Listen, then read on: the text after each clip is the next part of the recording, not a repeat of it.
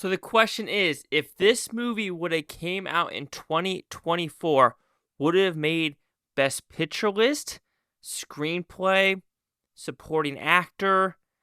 We may never know because it will not in 2025.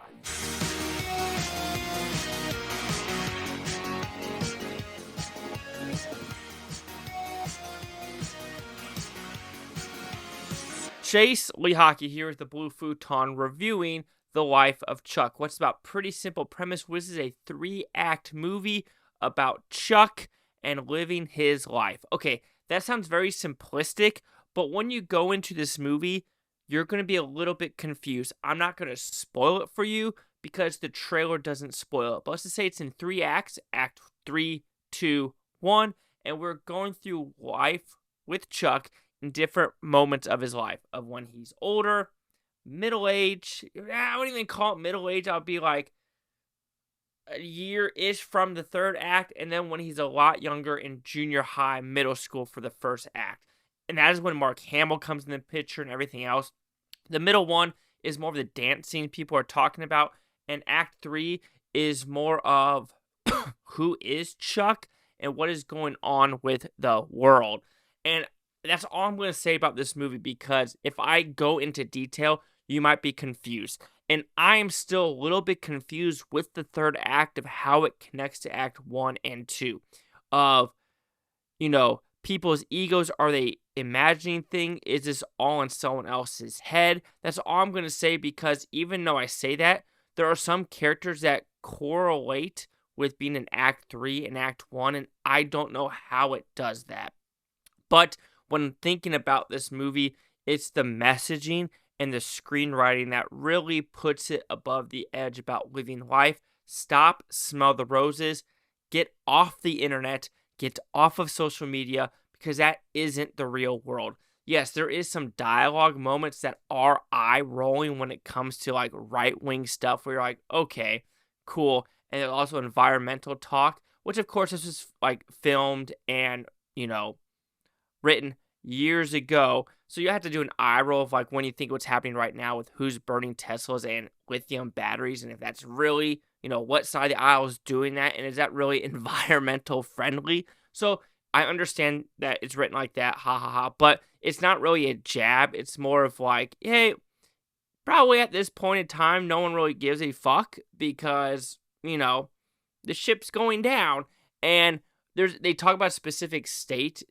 And when they talk about that state, like, disappearing, I'm like, I could care less. I could care less.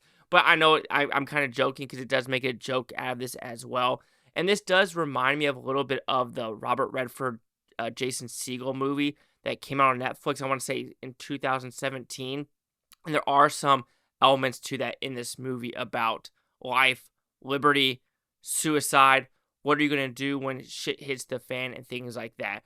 And all I'm going to say is if the internet shit goes down, okay, if electricity goes down, that's a little bit different. But if the internet goes down, I'm okay, fam.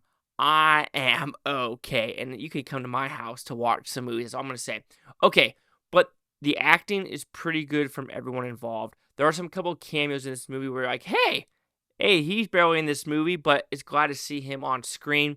And each character has their own specific moments in each act. Like, the 1st act is more Karen Gillian's, as well as Chet Olfor. I always say his name wrong. It's their kind of movie. 2nd act is Tom Hiddleston's movie. 3rd act is more Jeffrey Tremblay's, as well as Mark Hamill's movie. So it's very much a hardcore 3-part movie with 3 different unique storylines. And there is some supernatural elements that do come into play in the 1st act or the last part of the movie, which I do wish it explained it a little bit more on how, this is the same house as Act 3 and how the door is still locked with someone else's in this house. Like, there are elements to this movie that I feel like are a little bit too open-ended for me to really love this movie. I mean, I would think this is an amazing movie overall with the themes, because with themes like this, it really does tug on my heartstrings with watching someone die with kind of their brain disappearing. Like, it's kind of haunting. That's where I think Mike Flanagan really does his best with these, like, midnight mass dialogue sequences and things like that. I do think the one where he just did where it's kind of like all the children were dying, I thought that was kind of his weakest, thing for Netflix, because it was like no suspense at all. I really didn't like that one. Not Hill House, whatever. You know what I'm talking about, the acid orgy. That's all I'm going to say for that one.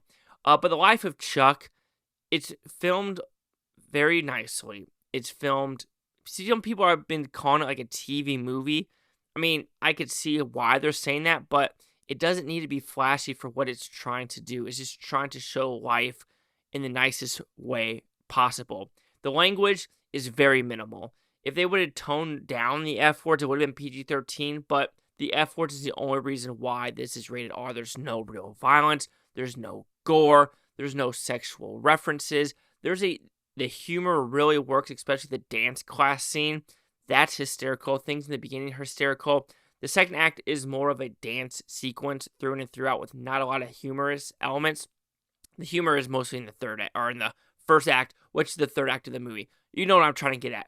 But overall, The Life of Chuck does its job about talking about life, stopping to smell the roses, and realizing what is true in today's society. Is it you being on your phone 24/7 waiting for someone to text you? Or is it you go walking your dog? Is it you going to check something new at a park? Is it going to a farmer's market? Is it doing human connections rather than technology connections? So The Life of Chuck will receive a 4.5 out of 5 with Futons, which equals at 90%. Let's see the critics' news scores gave this one. So you have critics say 86% with 50 of them. There is no critic consensus just yet.